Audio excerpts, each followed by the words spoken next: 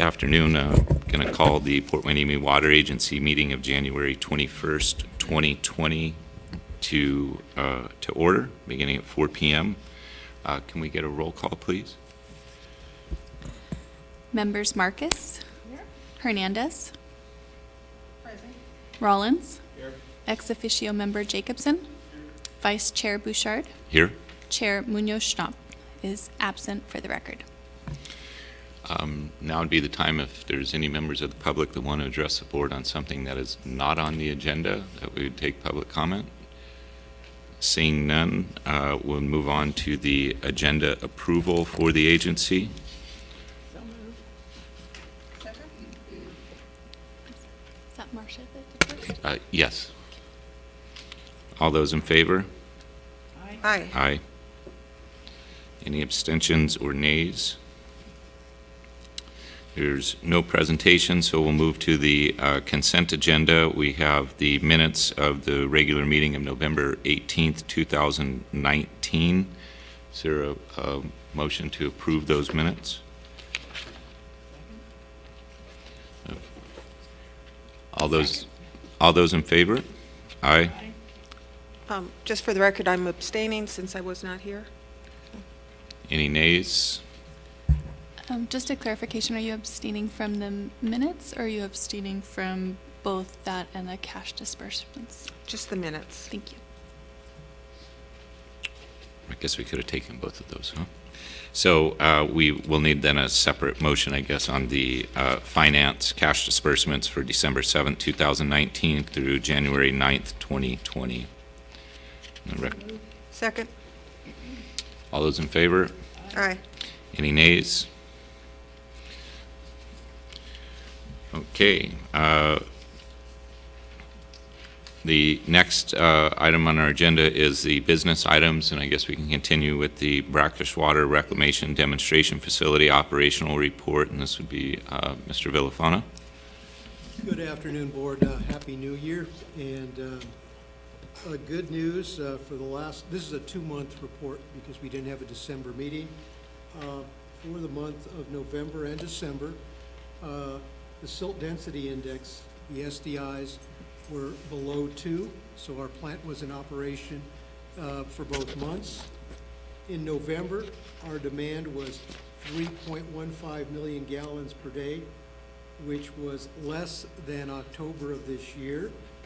And last year, our demand was, in November, was 3.14, so pretty much the same as our demand this year.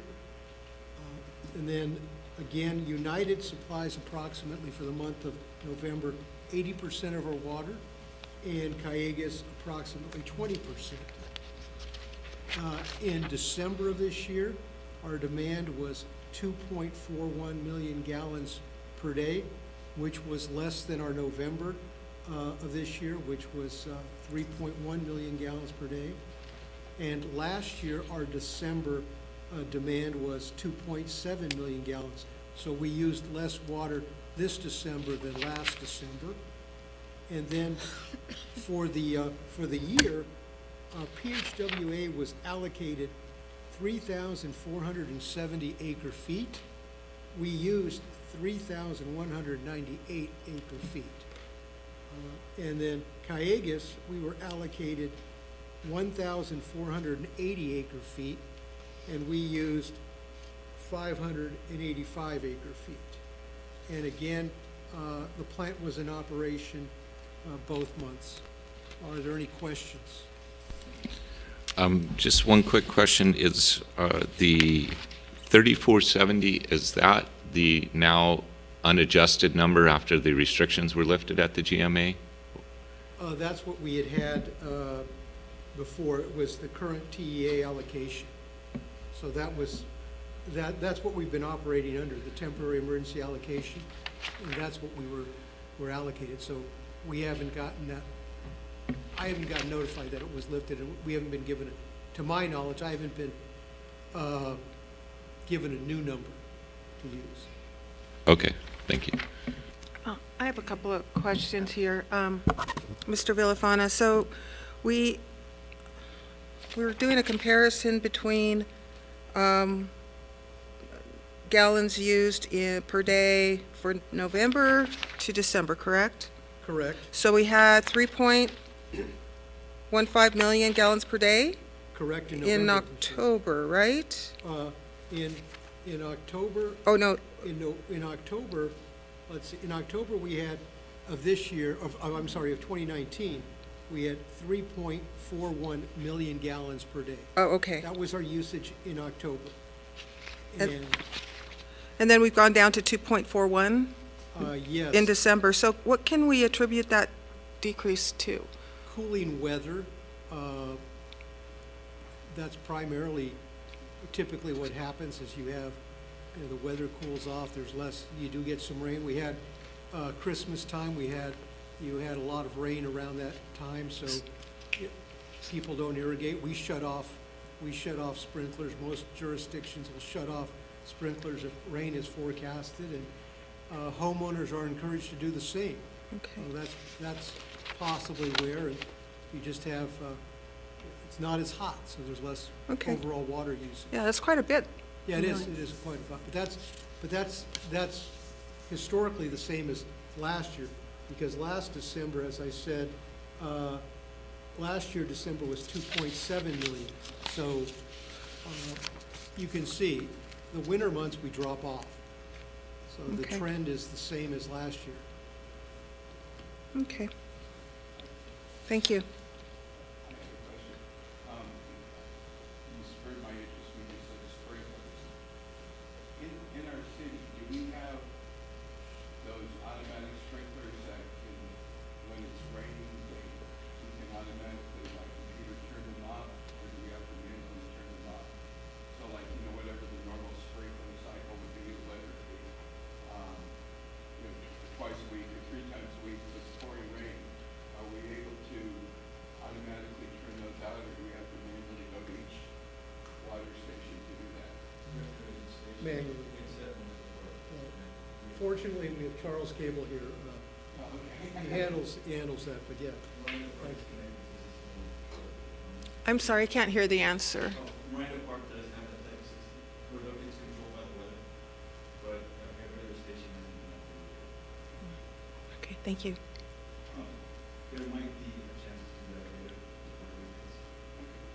Yeah, I'm just thinking if we're gonna have to reduce water, any kind of way that we can bring it down, like, I have been made aware that that technology, and then they also have a technology that they can use sensors at the different locations, so that even though maybe times the water, if there's enough water in it for whatever reason, it automatically doesn't turn on. And they do that in Miranda Park, one of the larger poles that are there has a sensor. Oh, great. Okay, thanks. Any other questions? If there is no further questions, I think we're just looking for a motion to receive and file the report. I move to receive and file. All those in favor? Aye. Nays? Seeing none, motion carries 4-0. While we already approved the agenda order, I don't know, does the board want to take the variance on the verbal update? Do we know if Councilwoman Schnapp's going to make it, or if we should? Okay. Okay, then I guess we'll just continue forward, and we have a update on the variance process with the GMA from Special Counsel, Mr. Peter Candy with Hollister and Brace. Good afternoon, members of the board. Yeah, thank you. Staff, it's a pleasure to be in front of you again. The last time I was here was November 18th, and we spent some time running through the new pumping allocation ordinance that Fox Canyon Groundwater Management Agency adopted.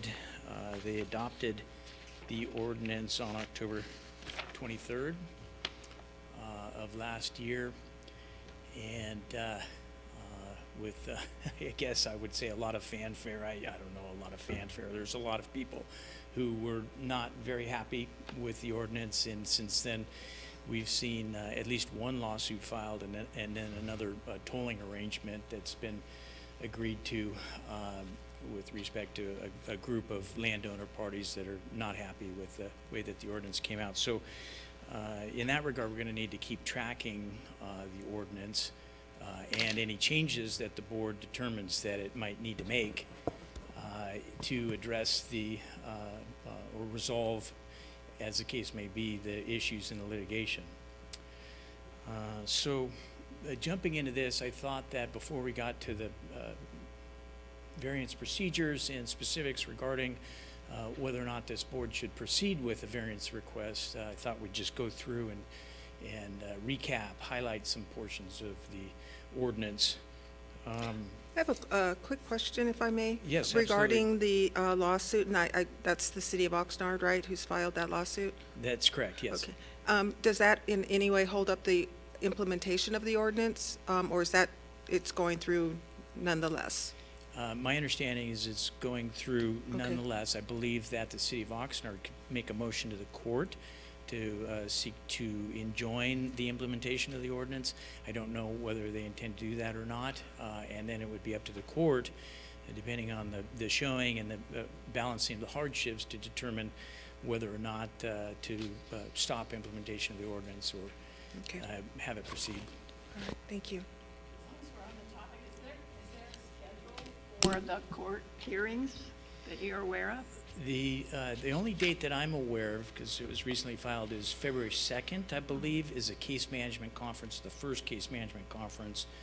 That's in the Ventura County Superior Court.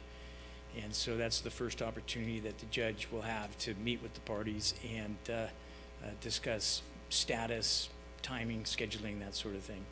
Has there been a judge assigned to the case? There has been a judge.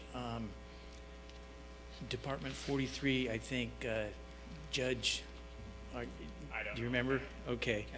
I've got that in my notes. I could check for you. But there has been a judge assigned. Okay, thank you. Yeah, I'm sorry to interrupt you. that's I'm fine. curious, do you think, given the existing litigation with Las Posas, that there's any chance that they would move the venue to put it, because it's all dealing with the GMA and the validity of their ordinance and their structure and... Yeah, good question. However, Oxnard has framed its litigation as a writ of mandate challenging just the ordinance. They have not filed a lawsuit for a comprehensive adjudication.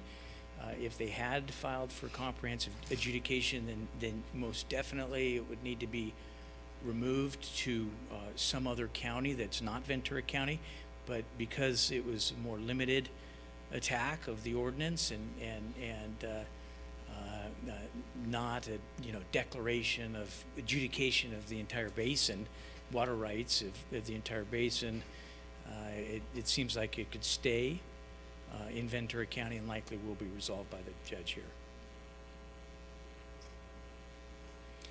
Okay, so the ordinance that was adopted, and this is a pumping allocation ordinance, is intended to be the primary management method, primary tool that the GMA envisions using to achieve sustainability in the Oxnard Pleasant Valley basins within the next 20 years, which is the legal implementation horizon that SGMA, the Sustainable Groundwater Management Act, requires. 20 years to achieve sustainability. And reducing, first of all, assigning initial allocations and then reducing those allocations over this 20-year time period is what the GMA is really focusing on as their primary management tool. Their alternative tool is water supply projects, which we have yet to see whether they will actually add real water to the basin and increase the supply. So as it stands, we're looking at pumping reductions as the primary mechanism.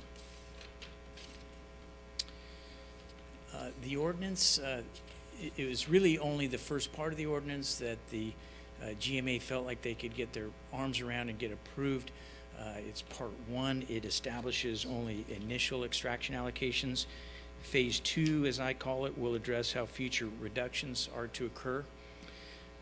The board will determine in the coming months, we don't know exactly what the time frame is, but probably this year, a schedule and method for reducing extraction allocations over the 20-year ramp down period. As it stands, there's not much clarity now on how these reductions will occur, whether the board will adopt a straight line reduction method, a stair-stepped reduction method, or force everybody to reduce down to a land-based minimum allocation. That's another option potentially available to them. They also could choose any sort of a hybrid approach. Lots has been recommended to the board, and we're going to have to see where this goes with the board in terms of how it works. I have another question, Mr. Candy, if I may. And Yeah. I apologize for missing your presentation Not at last all. month. I did go back and review it online. I welcome the questions. With a 20-year ordinance, we're talking here about an initial extraction allocation and then a phase 2. Is that within the 20 years, or is that after the 20 years that we're looking at this phase 2? Yeah, the phase 2 actually will be this year, and it'll be the second Okay. piece of the ordinance that will determine how the ordinance is really implemented over the 20-year Okay, got period. it. What we have now is an approach to assigning all pumpers an initial allocation, but no method as to how those allocations get reduced to achieve sustainable yield over the 20-year period. So that's what we'll be looking for in the coming months. Okay, thank you.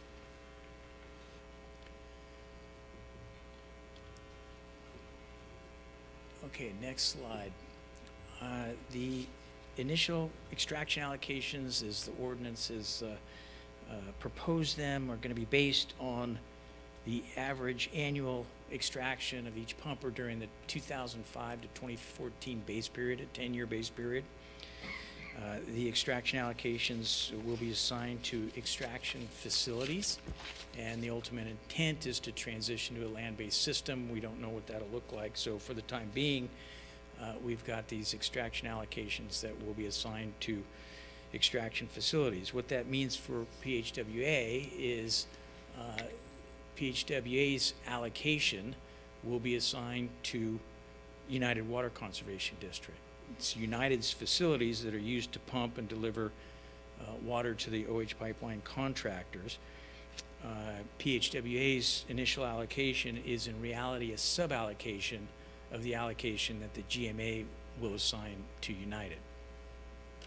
Any questions in that regard?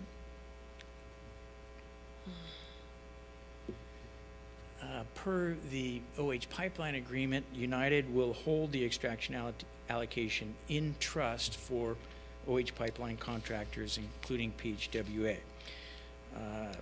The initial sub-allocation, I mean, we referred to it as allocation, but in reality it's sub-allocation under this new ordinance. We're expecting to see a number in the realm of 4,525 acre feet per year.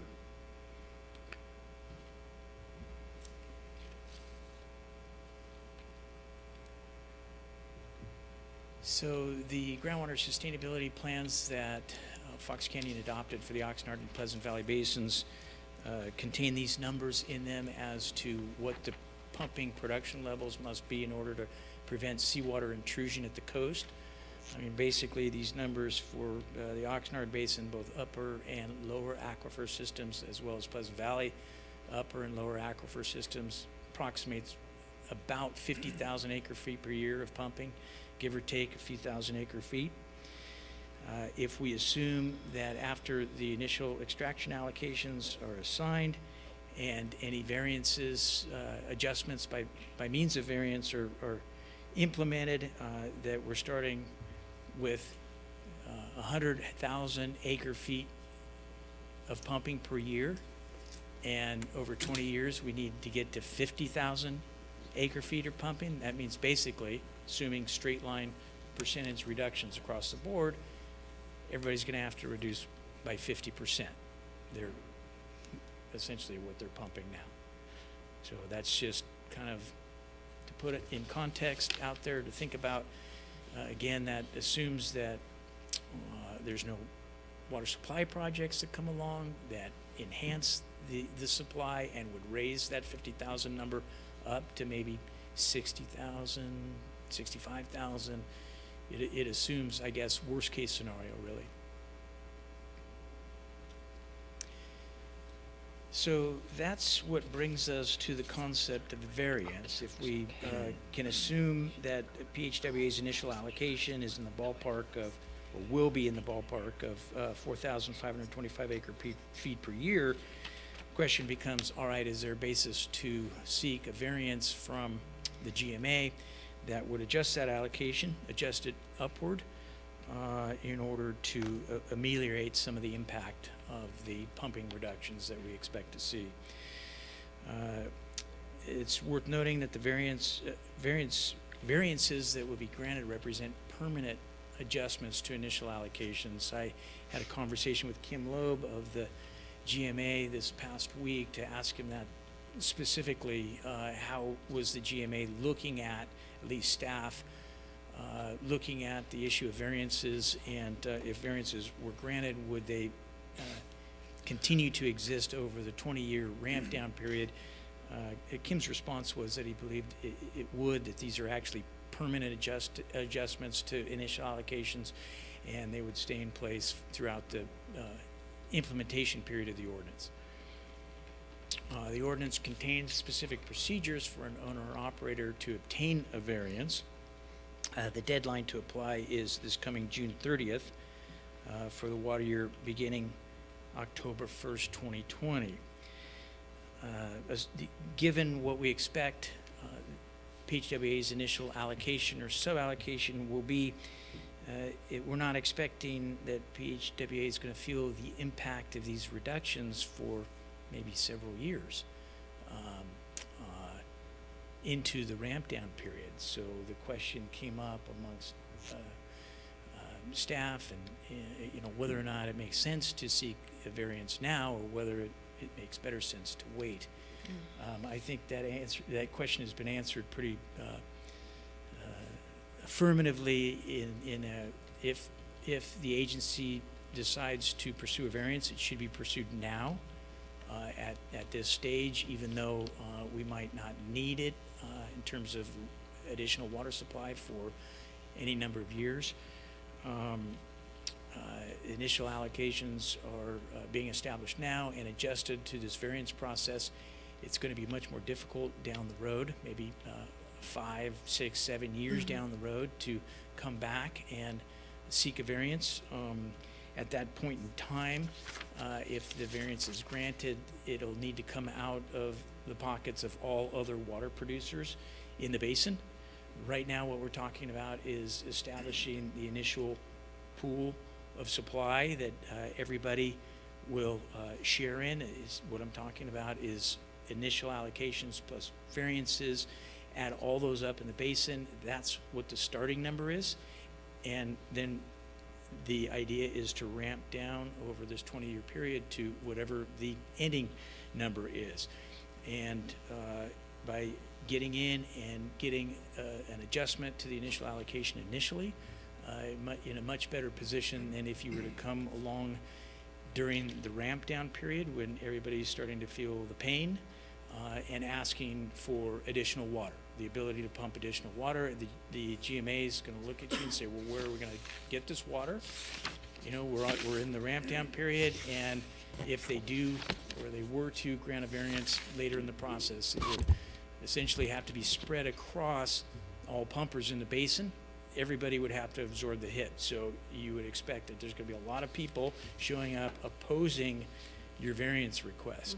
And now seems to be the appropriate time to get in there, and if there's a basis for a variance, request it. Yeah. Do you have any idea of how many people, how many agencies are going to request variances? And can you go back after the fact, 10 years from now, or whatever would be within that period of time that the variance? Yeah, absolutely. So what we're looking at is, and we'll get to it in the coming slides, is, were there any unusual circumstances that occurred over the base period? So that's 2005 to 2014 that caused the agency to pump less water, so that the number that's assigned as an average over the base period isn't reflective of what the agency actually, what its demand actually was over the base period. So yes, there is an ability to go back, but it's limited to the 2005 to 2014 timeframe. That's what we're looking at. With respect to the number of agencies that might seek variances, based on my conversation with Kim, and he doesn't know for sure, there's not going to be too many municipal and industrial agencies that he expects to seek variances. There will, however, be quite a few, he believes, agricultural producers that will be seeking variances, primarily because of, a lack of pumping records or reporting, during the base period. If they can't show that they had pumped a certain amount of water during that time, or actually what they reported to the agency is what's going to be used to establish their number, and they're going to say, well, that's low because we pump more, and here's the records.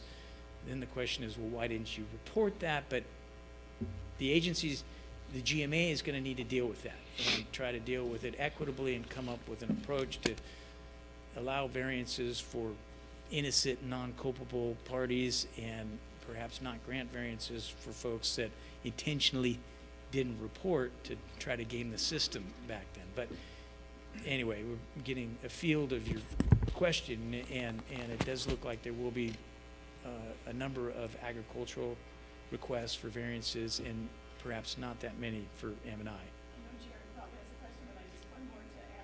What I was wondering is, if the variance is granted, and later on, we would like to change that, once it's granted, that's it, no more variances, is that correct? Or can you go back? Well, I think you'd always have the opportunity to go back, but you'd have to ask yourself why. You've already got, you could go back and potentially ask for more, but really that would be the objective now, is to get everything on the table, try to secure the best number possible as we head into this ramp down period of implementation of the ordinance. It doesn't seem to me to make sense down the road if you feel like, well, we actually didn't need that much water, to go back and say, well, we don't need that much water. I was just thinking conditions were to change, and we would go back, but thank you, you did answer. Yes. Well, we have limited ways to grow in the city.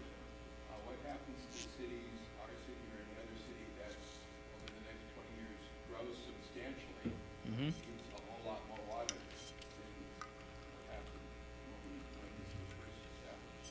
Well, it's an excellent question, and it gets into the next slide here, the variance process, and these are essentially the grounds upon which the GMA reviews variance requests, and the burden is on the owner or operator, the party applying for the variance, to demonstrate that there was special circumstances or exceptional characteristics that did not apply generally to other pumpers in the basin that essentially caused, in our case, the agency to pump less than it would have or should have. What is not identified as a grounds for granting an ordinance is an expected future increase in demand. And this is a question I asked specifically of Kim when I spoke with him last week. I said, well, it went through a number of grounds with him, potential grounds for seeking a variance request, to get a sense for how that might add up against the criteria that's set forth in the ordinance. And I asked him if there was an anticipated, increase in future demand. Would that be something that the GMA would look favorably upon in terms of a variance request? And he said, absolutely not, with one exception, and that is the Navy. The Navy, all through the process, has asserted that they're not subject to the process because of their federal reserved water rights, which essentially trump all other water rights. And even though the Navy has been a good neighbor and been playing ball and is willing to, and I don't want to speak for the Navy, but live within the constraints, if the Navy feels like they can't live within the constraints and meet their mission, then the Navy has the ability to go back to the GMA and say, we need more water. And the GMA, and this is based, again, on my conversation with Kim last week, has already basically committed to saying, we'll give you the water that you need. However, the caveat is then that water gets spread across the entire basin. So again, let's just assume we're in this ramp down period. Everybody's got their initial allocations. Everybody's having difficulty living within those initial allocations. The Navy determines that it needs a significant increase in supply. It goes to the GMA and says, we're exercising our Federal Reserve water right, and we want our allocation increased. Then the GMA would have to figure out, okay, we'll give you that increase, but in order to stay on the reduction path, that needs to be, the pain of that needs to be spread throughout all pumpers in the basin. And that's effectively, I think, the way that the GMA is looking at it, at least staff is at this point in time. I don't believe that if just any, I'll call them ordinary pumper, either ag or M&I came and said, wow, you know, I want to plant this new crop, it's going to require more water, but it's going to be really good for me, that's going to increase my demand, I'd like a variance. That's not written into the ordinance as a grounds that they would grant it, and nor would the board look favorably upon that. The whole idea is that everybody's got to, you know, figure out what their projected needs are and figure out how to live within, you know, what the allocation ordinance and the basin can sustain. So special circumstances, it seems like from the state level, there's going to be a demand for more and more housing. And how are they, I'm sure that's come up since it's coming from the state, how they're going to deal with it. There's more housing that's needed, it's going to need more water. That's a long, I'm going to try my hand at this real quick just because I want everyone, and Director Hernandez has a question too. The state is developing household standards today that will put limitations on what can be used in each individual household, and we'll all have to measure against those standards too. One of the other pieces that sometimes I think is kind of a logical solution or logical piece of this puzzle that we forget about is the majority of the time when development occurs, in particular in Ventura County, where does that development occur? But it's a transition of land use from agriculture land to municipal and industrial use, i.e. commercial or housing. And there are water rights or allocations generally set with that agriculture land that would follow in the transition of that to it. And generally speaking, on a per acre basis, agriculture will use more water than M&I or housing.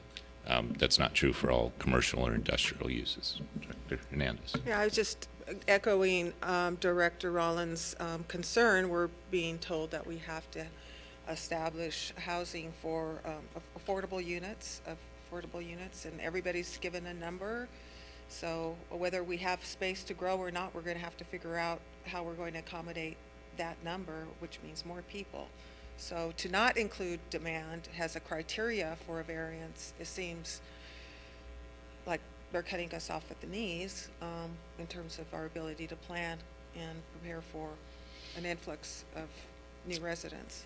Absolutely, and I think the problem lies in that you have, you know, different legislative initiatives that are trying to accomplish different things, and they're not coordinated. And in this case, we're dealing with the GMA's obligation under the Sustainable Groundwater Management Act, which requires that all these groundwater basins, you know, be sustainably managed over, you know, a 20. The idea is to adopt a plan and over 20 years implement the plan. So after 20 years, you're not pumping more than can sustainably be produced from the basin. So that's one legislative initiative, and then on the other side, you've got another that's saying, hey, we need more housing. Give us more housing.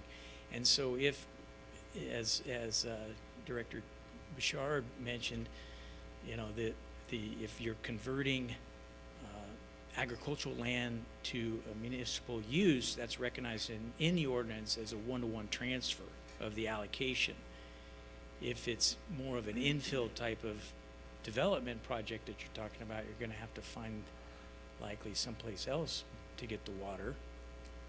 Maybe Northern California, I don't know, I mean, more supplemental water, that's, but the basin is not gonna be necessarily, the place to go to get additional water supply. Now, there's the opportunity to do water supply projects within the basin that will increase the sustainable yield of the basin, and there's different things that are being talked about. But right now, the first step is a reduction, and that's all we're really seeing. I mean, that's all we really know at this point until these projects come online and there's a quantified additional supply that's developed for the basin. So basically what we're looking at here in this process is demonstrating that over the base period, 2005 to 2014, the pumping, the average annual pumping that was done by or on behalf of PHWA is not representative of what PHWA's allocation should be due to some unusual or exceptional circumstance that happened during the base period. So we have to look back over the base period and ask ourselves, okay, what could that be? And we've had a bunch of discussions internally regarding this. I think probably our best argument, and we need to sort of ferret out the facts, is it appears that the reverse osmosis nanofiltration plant was offline for a period of time, and during that time period that those facilities were being bypassed, less water was being used. When those facilities are online, more water is necessary. Push that water through. There's the brine reject. If those facilities are being bypassed, you simply are using less water, taking less water. So we need to look at that and figure out what that increment of water is, what those years were, what the increment of water was. And based on my discussions with Kim Loeb, that's probably the agency's strongest argument. He really felt like reductions in pumping over the base period due to operational upsets was the type of thing that the GMA could really get behind and support in terms of a variance request. Reductions due to conservation measures that were put in place over the base period. The agency would need to look at that on a case-by-case basis to see what those were and see if they think that it's fair, but basically it's not as strong a case. With respect, we already talked about increases in demand. He said definitely that's not a basis for a variance request unless you're the Navy. And then you could come back in and ask for that based on what you're looking at in terms of building out. So that's where we sit with the variance process. I think we've got some things that we need to do to, again, investigate and put together the documentation needed for a variance request. Here on this is an additional slide. These are some additional criteria that the GMA must find in order to approve a variance request. Number one, that it's not inconsistent with the groundwater sustainability plan that's been adopted. It's not inconsistent with the Sustainable Groundwater Management Act, and also doesn't impede the GMA's ability to achieve sustainability over 20 years. I mean, I put this up here because to me it just shows that, if you're going to come in 5, 6, 7, 8 years down the road and ask for variance when things are getting difficult for everybody, it's going to be very difficult for, I think, the GMA to make these types of findings.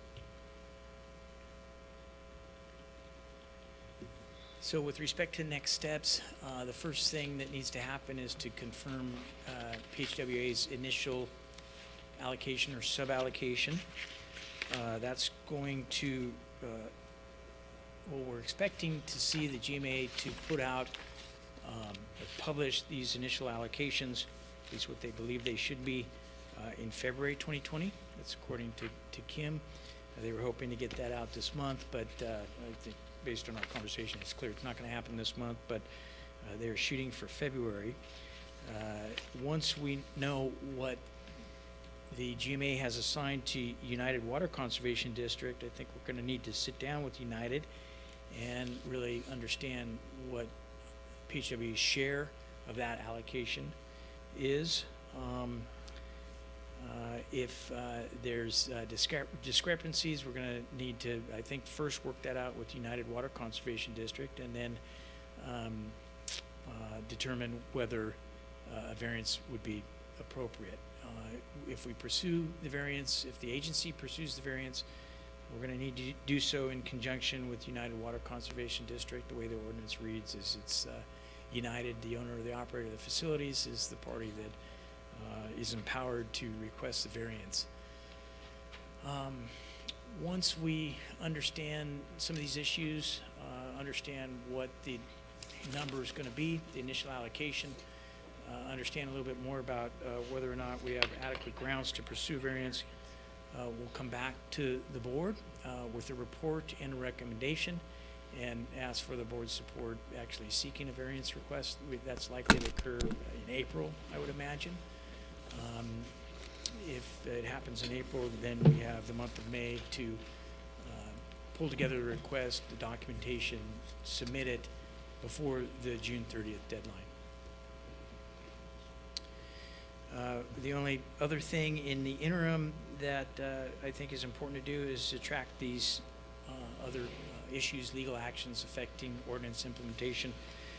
Oxnard lawsuit is essentially claimed that the ordinance is unfair and discriminates against it in that it was not given a credit or any flexibility or any recognition of the supplemental water that Oxnard has imported for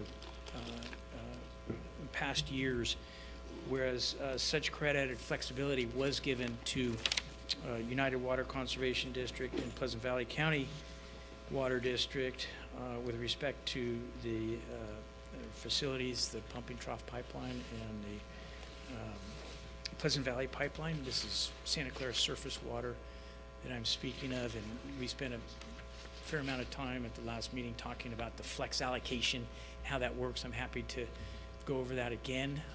Anyway, it basically gives those two agencies the ability to borrow against future allocations for, that's probably not the most accurate way to describe it, but it's a flexibility mechanism built into the ordinance that recognizes their use of surface water in lieu of groundwater. Pleasant Valley was also given a special treatment with regard to its Canal Creek project and an additional allocation there. However, any water that they take from that project, they need to, their allocation gets reduced on a one-to-one basis. So it's you know, it's questionable whether Oxnard's claims are actually they will be able to prevail on their claims. We don't know at all. There has been a meeting with the GMA already. There's discussions going on.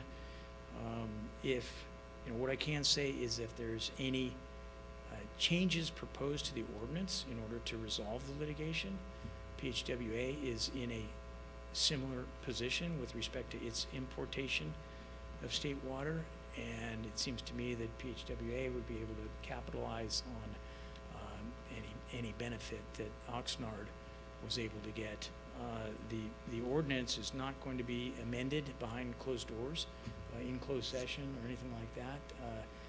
A settlement agreement, if it is reached, will be reached behind closed doors, but the ordinance will need to be amended through a public process. And PHWA is a member of the public and entitled to participate in that process. And it seems to me that if the GMA is recognizing the fact that they did give special treatment that needs to be afforded to other operators in the basin for their supplemental water or importation of supplemental water, then that's something that would flow through to PHWA ultimately. And that concludes my presentation. If you've got any questions, I'm happy to address them. Okay, thank you, Mr. Candy. Are there any questions? I have on one, the dice? one Yes. question. We have new five-city representative on the GMA board, is that correct? Are you aware of that? Who's- I wasn't aware of that, but I haven't looked I at. thought we just voted the city special district committee. The just- city selection. Selection committee just voted in a new representative, so I was just wondering if you were aware who that was. I'm not aware who it is. I think it's Tony, a councilman from city of Camarillo. Tony Tremblay? Tremblay, Yeah, yes, okay. yeah, so. But I don't know who the, You might know him. alternate. He's an attorney in the area, has Sure. been. Mm-hmm. Yes, Yeah, okay. yeah. Yes, he represented United Water Conservation District, I believe, for many years. Oh, okay. which is interesting.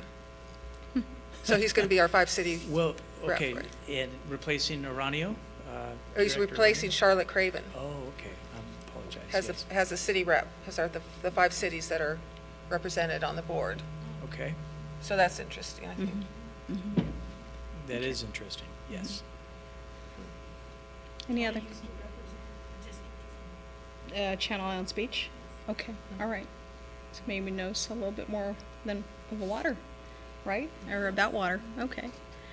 All right, I'm sorry I missed the most of the presentation here. So the clock is ticking down in terms of when we can actually file a variance. The deadline Yeah. is June 30th, 2020. And so what I suggest is that we go back. First of all, we need to find out what PHWA's initial allocation is. That'll be published. We're expecting in February sometime. Then we'll need to meet with United Water Conservation District to figure out what PHW's sub-allocation of the number that United is assigned. I'm expecting there'll be, several issues that'll need to be resolved with United, including United's position on a variance request. In the meantime, we investigate some of the grounds for a variance that seem like will be the most likely to succeed, and come back to this board in April with a further report and a recommendation on whether or not to actually, pursue, file a variance request with the GMA by the deadline of June 30th, 2020. So do we feel that we have United support if we were to file a variance? I believe so, yes. We've worked hard to establish a good relationship with United. I don't see that United would have any problem if we felt that there was a basis for a variance, that United would not support it. Okay. But until we actually sit down with them and talk about it, then we don't really know for sure. Yeah, okay. Any other questions? No? All right. Thank you, Mr. Candy. Absolutely, yeah. Thanks. So then we move on to business item 5, is that correct? Port Hueneme Water Agency operating budget for fiscal year 2019-2020, and this is by Mr. Villafana. Correct, again.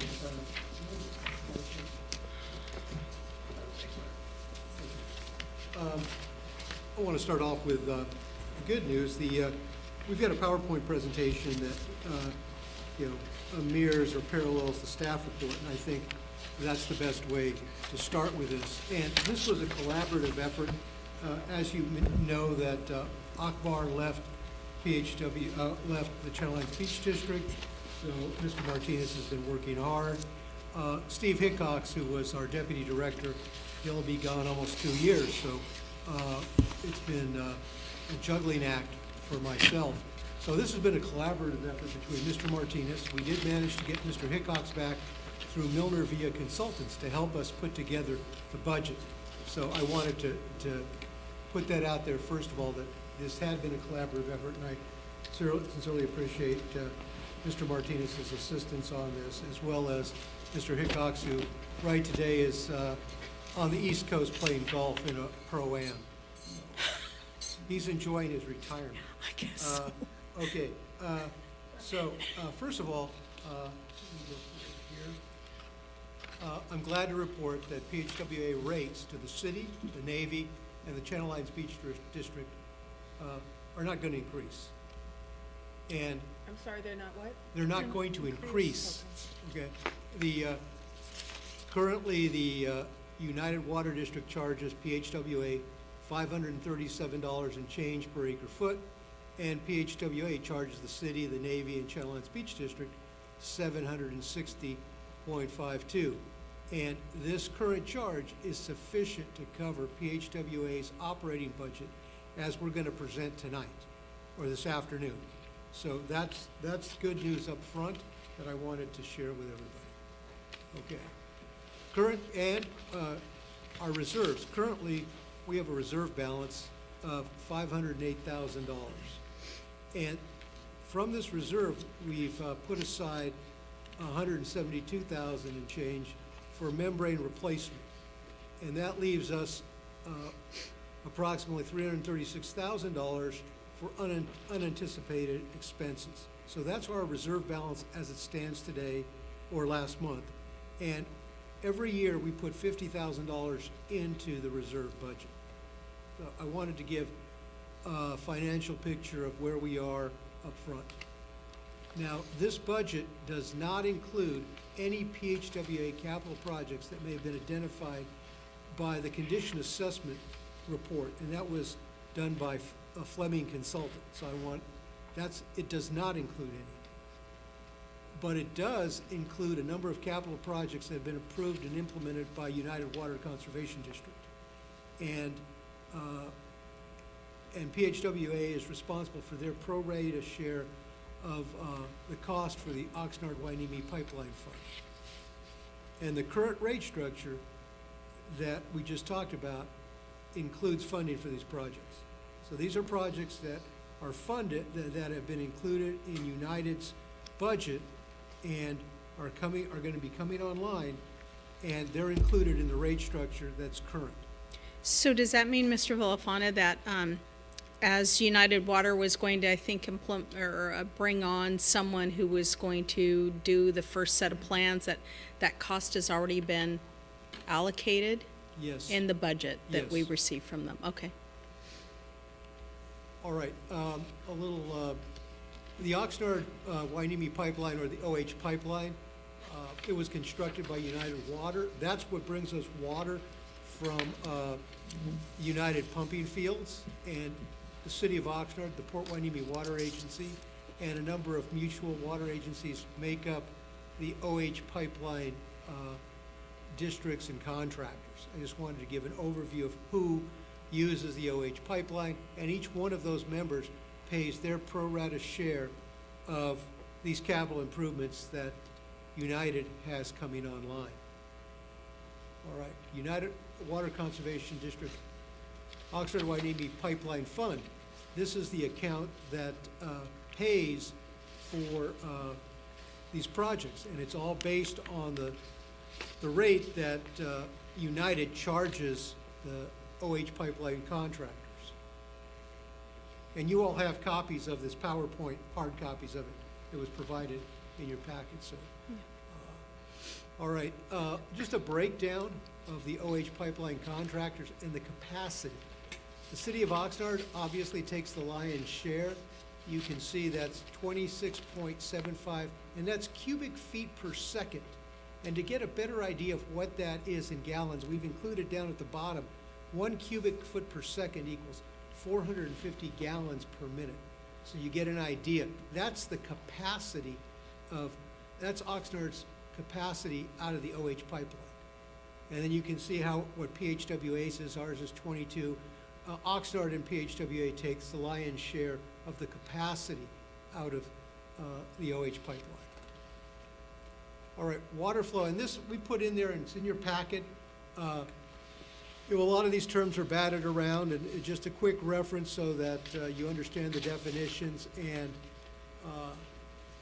you can convert what a cubic foot of water is in gallons, and it just gives you an appreciation for this, and that's why we included this slide in there, just for everyone's personal reference on it. All right, total United water supply available to PHWA. PHWA's assigned capacity is 22.25 cubic feet per second. And again, we converted this so you can get a better idea. That's 14,500,000 gallons per day. That's what we could, that's how much capacity we've allocated in the pipeline. That pipeline can carry a lot of water, but PHWA's average daily demand is only 2,700,000 gallons per day. And our peak demand at any time is approximately 4,100,000 gallons per day. So, and then again, below that, we just convert that large number of 14,500,000 to how many acre feet per day, just to give you an idea in different numbers what that converts to. But the pipeline, the bottom line here is the pipeline has a lot more capacity than we need. And that just shows what we have available. If we had the water available, we could get that much water through the pipeline. Maybe a novice question, but it has the capacity of that water to be able to run through. Is it pumped through, and are the pumps have the capacity to pump that much water through? We How have, does the water run through? Is it just gravity or? no, it's pumped water. So- There's water, and we're gonna get into, in the capital projects, Mr. Martinez is gonna be covering some of the capital projects, and it includes work on the booster pumps that United has in the system. And that's one of the capital projects that is being funded by the current rate structure. But I would have to, I don't know if the current pumping system has the capacity to pump maximum capacity without doing some research. But we have adequate pump capacity to pump, the demand through there. All right. Our next slide, OH Pipeline Contractors. This gives you a breakdown of fixed well replacement, okay? We have to replace wells, and this just gives a breakdown of what each contractor or each agency pays per acre foot for that well replacement. You can see it's $13.14 per acre foot, and then you can see the numbers that are extended out. And also you have the note there that there's a take or pay. We are allocated so much water, and as I said in our report earlier, we're allocated 34, and going back, I'd have to go back to the ops report, but 3,400 and change acre feet per year. And we used 3,198 acre feet, but we're charged for that full 3,400. And the reason we're charged for that is because they have to account for their capital projects. So we're very close to what we were allocated, but we're charged that, and it's broken up. As you see that bottom there, it's broken up over 6 equal payments. So we're being charged for the full amount of water that's allocated, even though we're using slightly less than that. All right. Okay, water conservation. Go ahead. This take or pay structure, is that in existence for the lifetime of the capital project or the development of that capital project? And does it end after the project's No, completed? that's part of the original, that's part of the original agreement. So Okay. that's a take or pay for what we're allocated. But you can see our allocation is, what we're using is very close to our allocation. Right. We're allocated. Except that we had to pay, what, $97,000 for Water unused? we did not take. The water yes. we did not take. But we're paying, but that's part of funding fixed costs, their operations. Okay. This next slide is United Water Conservation, the CIP project, and at this time, I'm going to be passing the baton over to Mr. Martinez to cover these projects. All right, so the slide you have in front of you currently is a summary of the CIP projects that United has identified over the next few years. I don't want to go through each and every one. I will as we go through, but I'll do my best to kind of move through the best I can. But as Don mentioned earlier, there are a host of other contractors on the OH pipeline. And if you see the total there at 692, so that's the total OH pipeline share. So if you add all those contractors up, that is divvied up amongst each. So our share to fund the CIP projects for this fiscal year is $295,000. And again, as Don mentioned earlier, these costs are included in the current United Water rate structure. So that's kind of showing you how we arrived. So one of the big costs, again, we're 80% dependent on United and 20% on state water. So a lot of the fixed costs come by way of United. This fiscal year, the fixed costs are 53 and change, and the variable cost is very close. They're only 2 cents difference. So that is the basis of how PHWO is charged. Now getting into the project, so you have the iron and manganese project. United Water has been here. They have presented and discussed this project, several times, and so they have a $300,000 grant. You can see the total approved is 6.3 and change, and right now our share this fiscal year it's 24,000.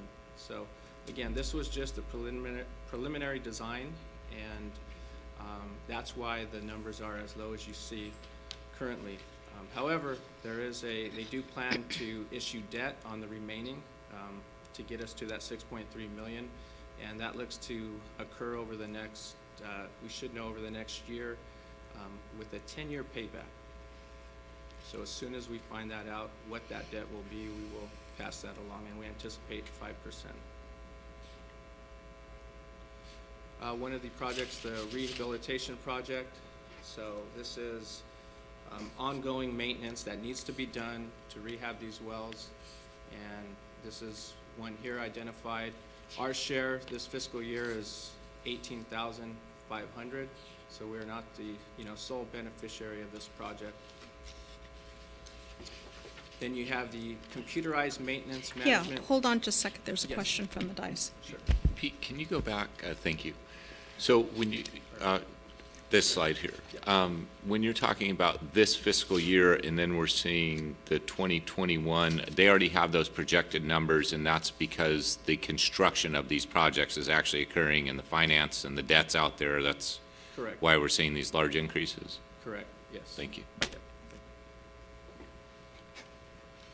So this is the computerized maintenance management system. You may ask, or many of you may know, really what this is, but this is a project that they've identified that will increase operational efficiency. So Port Hueneme Water Agency this fiscal year will be responsible for $1,700, but then Jared mentioned that's really just for trying to, they're doing their research, trying to identify, it's a needs assessment. That's the phase for this fiscal year, and then once they figure out what the needs are, the prices will increase next fiscal year. El Rio Trailer Replacement Project. Now it sounds kind of odd, but over at the El Rio well field, they do have a trailer where their O&M staff are housed and they work out of, and it is in desperate need of repair. And our share here this fiscal is $9,800, but as you can see, that increases substantially next fiscal. Microwave communications tower. I have a question. Sure. Back on the El Rio trailer replacement, what is it being replaced with? To jump from $9,800 to $98,000, what are we paying for here? So it's being replaced, my understanding, it's not a fixed structure, it's another trailer, Modular. a mobile building, yeah, that they're gonna operate out of, yeah. And I don't have the details exactly what that looks like yet, but as we learn more, we can invite them back and maybe have them give us more of a detailed description of these projects. So the total cost of that project is $231,000?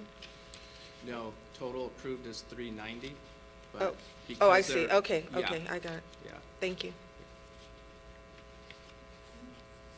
So Just as, another question here. sure. Go ahead. Marcia, do you have a question? No? Statement? Okay. Things have increased, I guess, in cost. Things have increased in cost maybe over the years. I'm assuming it has all sorts of equipment and stuff as part of it. Yes. Okay.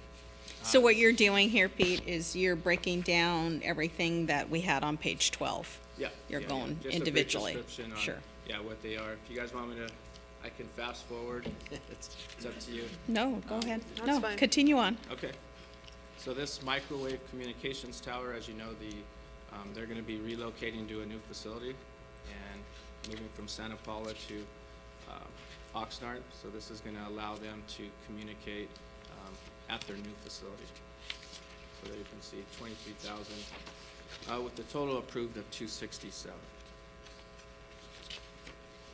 And here we are, that's the new headquarters. So United has basically outgrown their current space in Santa Paula. So as mentioned, they're moving to a much larger facility, and that's gonna be located on Lombard Drive. That's right off of Gonzales, just south of Gonzales, across from the Oxnard outlets. So be a little more convenient for us as we attend meetings.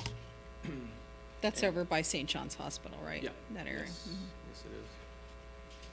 So our share here this fiscal year is 98,000. But as you can see, there's a much larger price tag to come. So we'll probably see that over the next, not next year, but the year after. Did we expect, if I can ask this question, did we expect all these projects to be underway, including that iron and manganese kind of treatment? Because this is the first time I'm hearing of some of these other things versus that. I mean, did they give us a heads up as we were Yeah. No, that's a going good- into this budget? Good question. So, again, I'm just been in the seat a few, but I'm learning myself.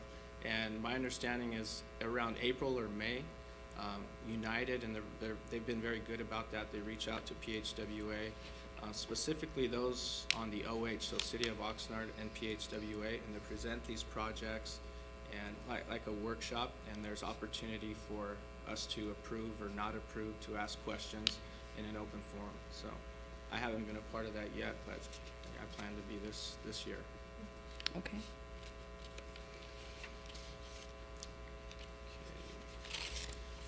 OH booster pump overhaul.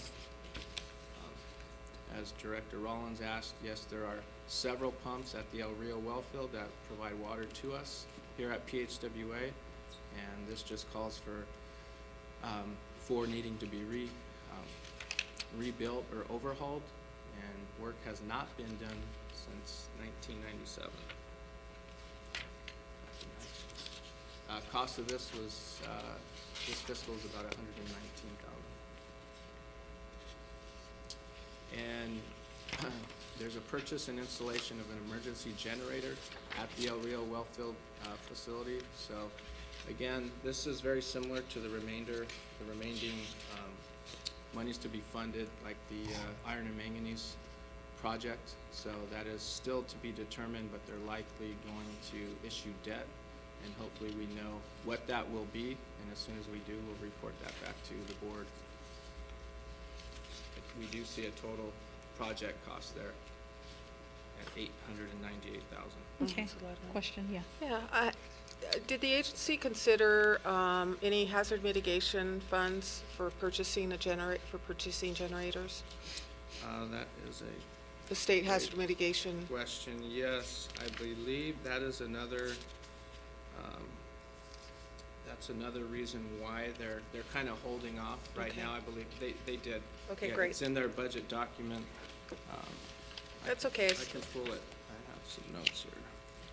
I just want to make sure it was on their radar. Yes, it is. Okay, Yeah, and it's a pretty nice sum as well. So Great. I want to say 300,000, but don't quote me on that. okay, Yeah. thank you.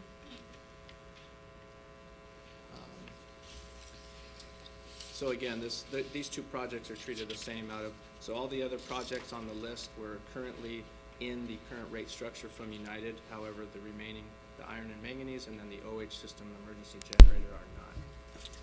Okay, I have a questions? question. Yes. All the projects you explained seem very operational, except for the new headquarters. Are all the users, all the United customers paying into their new headquarters, and did they ever seek our approval for what we're paying for? So I believe that took place at at the workshops. Those um, meetings. You know, that I have not been a part of, but I believe that was all presented to those on the OH, City of Oxnard, PHWA. And, yeah, they did have a chance to, provide input or ask questions. Okay. And then of that, you said future, this is gonna be a future cost. Do we know how some of these extra large, fees, I guess, because the iron and manganese plant has a pretty hefty price tag. This has a pretty hefty price tag. Are they going to amortize it over 10 years, 50 years? Or they have a plan for that? Yeah, so what they're telling us now is they'll be amortized over 10 years. So that's what I've been told by United, or we've been told. Yeah. Okay, go ahead. Yeah, there's a question.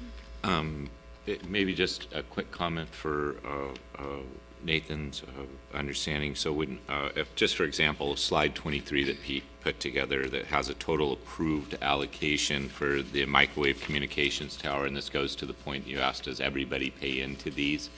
While the total project cost was $267,000, you can see only $54,000 of it was allocated directly to the OH pipeline fund. So depending on how you look at that from the PHWA standpoint, we pay very specific costs that are to the OH pipeline fund because we are 42% beneficiary of that. The other share of that on the OH pipeline fund will be funded by the Zone A, Zone B, and all the users in that, and that's how United's budget kind of gets broke up. So when you pump water, you're going to pay Zone A and Zone B charges as well, and so you're paying into the other portion of that. That's how their budget gets broke up. I'd just like to, I really appreciate the slides that you went through regarding the PHWA's capacity share in the OH agreement. And some time ago before I left, I recalled that there was still some conversation about the renegotiation of that agreement. I don't know where that all landed, but one thing that really your presentation highlighted was the fact that we have a little over 2/3 of available capacity in that pipeline that we're not making use of. You've got it at 14 million gallons a day, or whatever the number was. I was doing the math in my head. A lot of available capacity, and as just for you guys to keep in mind, as these GSPs, the allocation ordinances go through, it may be one way for us to leverage some cost savings in the future and participate in future projects while we've been paying for and own that capacity in the pipeline. May not need it today, may be able to lease some of that capacity to other users as part of projects that are here, but don't lose sight, capacity in a pipeline is very valuable, and we have been paying for that and owning it, and it's something to keep in mind as we move ahead. So it's just a thought. Certainly that could be a revenue generator, right? It could be. I mean, there are mechanisms, like when I'm going back to my memory, which isn't always as great as it used to be, where, as Mr. Villafana appropriately pointed out, that we had to pay like this $90,000 take or pay to meet the operational requirements. However, if one of those other folks in there needs more water, those smaller users with only a 1% capacity charge, that may be a way that you can get those covered if they need more water. A lot of those smaller districts out there today that are tied into that are not in a great place, I'll say that. So then that would then effectively could go help against offset them those and things. offset the 93,000 take or pay. And a lot of those discussions were going on. I think, Peter, you were part of those with me when that was going on. So just, there's value there. There's value. Thanks for pointing that out. Yep. Yeah, okay. Anything further? Yes, so okay. then the other piece of our water supply is our state water. So just quickly here, this is our fixed cost. As you can see, that's actually decreasing this year, to 13,642, and then the variable is increasing about 2% at 1448. So that's all I have. I'll pass it back to Don. I was going to ask you to dim the lights. There you go. PHWA water plant operations. This is the budget for 17, 18, and 19, 20 proposed. we had increases, the increase, in cost was in a negotiated salary and benefit increase. Also, in addition, there's been much more time needed for maintenance, at the plant, and also getting the brine discharge line running properly. We were working with, Tiegas on that, and, it took a lot of time, so those are the increased costs for, plant operations.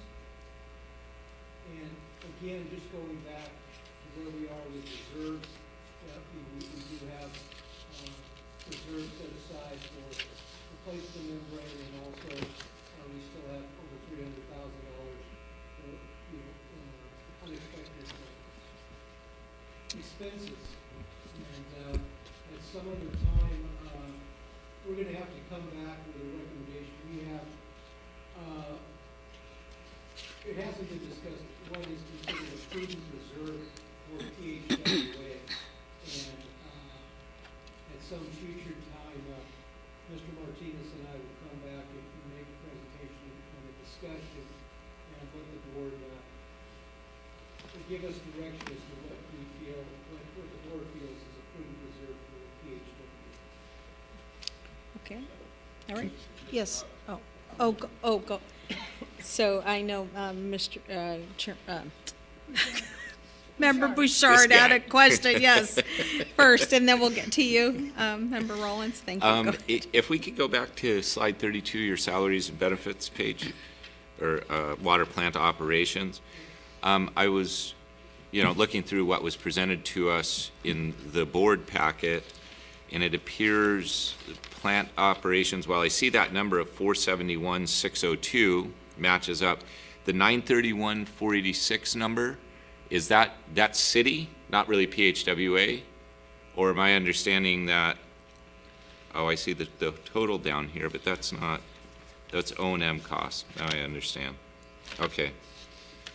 Okay, well, it's still, I'm going to ask my previous question. How many FTEs now are being assigned to the PHWA operations? And you gave some explanation. Do we perceive that to be the future going forward? Well, yeah, we do it on a cost allocation and also, timesheet-based, operation. And I think, we have a finance director here, I think, Mr. McDonald, can probably maybe able to better answer that question myself. Well, I don't need an in-depth, I just say, you gave a lot of explanation as to, you guys had a lot of other projects, the brine line, things associated with the plant that bumped that. It is what it is. We have to, allocate people to get the work done. And when you add up those costs, it added up to more than what it was before. Okay. And I haven't broken it out to a,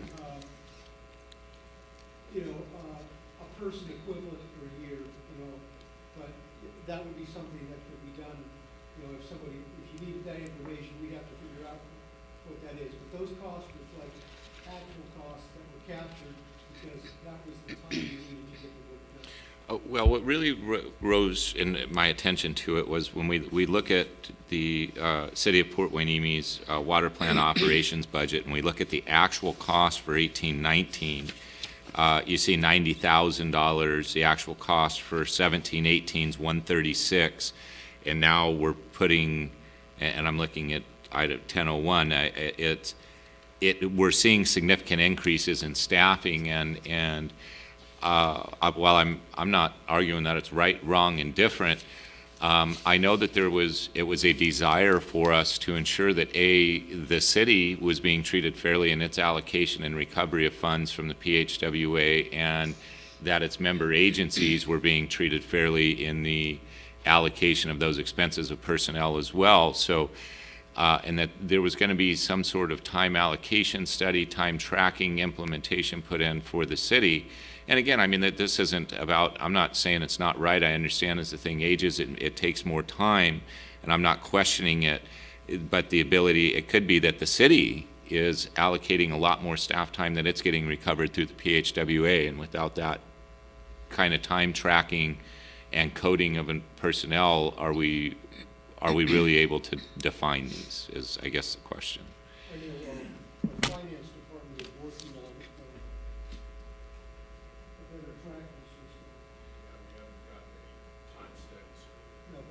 something that has not been done yet.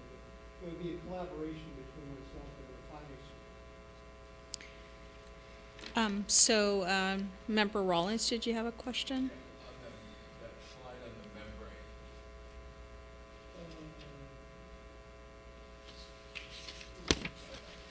Member replacement, yeah, the one we're on, so this is the reserve.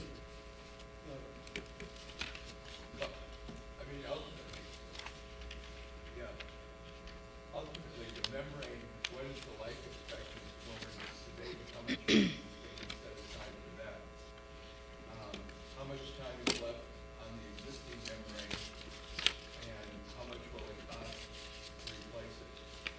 And is that was like $2,000 money that we set aside for it? Right, we backwash the membrane, you lose efficiency over time with it, and there, it's a phased membrane replacement, and this project would replace the membranes and bring us back to, an optimal, or closer to optimal. I'd have to go back and look at some of the documents, I don't have that at my fingertips right now, but, we do need to replace some membranes. And that's why, this money was set aside to do that. So there's some membranes that are imminently needed to be repaired in the next year or two, or?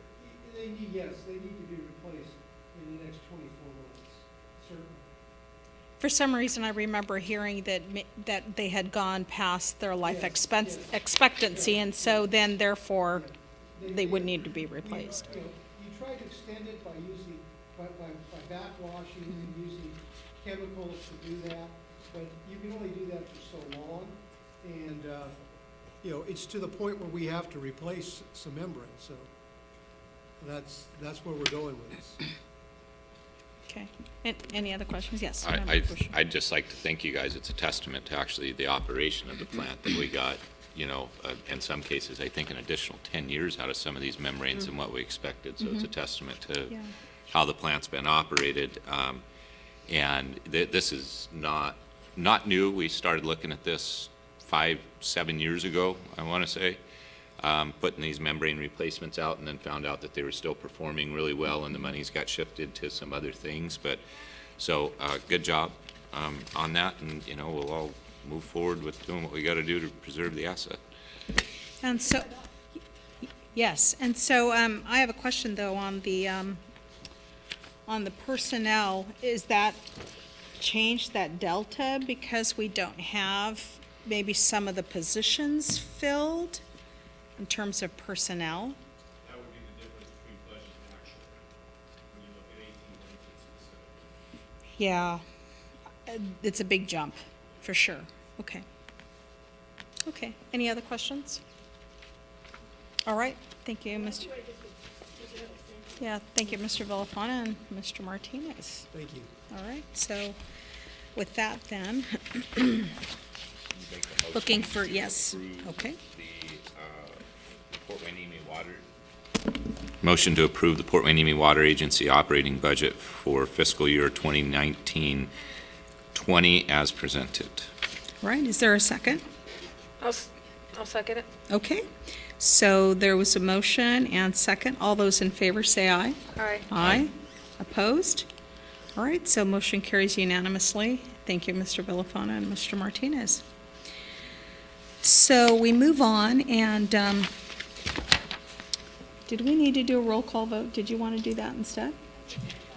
Okay. Okay, all right, thank you. So are there any board member reports, comments, and requests for future agenda items from anyone as part of this group? Just have one. Yes, okay. Just Go ahead, really Mr. quickly, Sure. while I don't know that Marcia's in a big hurry too or anything else, I think at our next meeting, we're supposed to do an annual reorganization, if I'm not Yes. mistaken, Yes, where correct. CIB, CSD holds the chair for 1 year and the city is the other. And obviously, I wasn't in a hurry for it, that's why we didn't call when we saw the agenda, so I'll just leave that out there. No, yes, correct, because we do understand that Chalmers Beach Community District then does a reorganization, so we have to follow after your reorganization? somehow because your members have changed over the years, each year, so, Next month. yes, so in February. Okay. Yeah, we would have that, so, yeah, okay. Any other comments, questions? Yes? Just we all know that there's going to be a public rates workshop this coming Thursday for the general public to understand how their water rates are being spent in Fort Wayne. City. That's the city stuff, so it's not just, yeah, it's not PHWA, but. Sure, you can attend.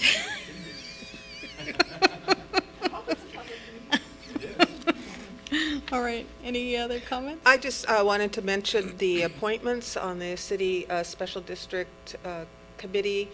It appears that my term was 2-year term representing the city, so I'm still on there for another year. And Rich, are you continuing?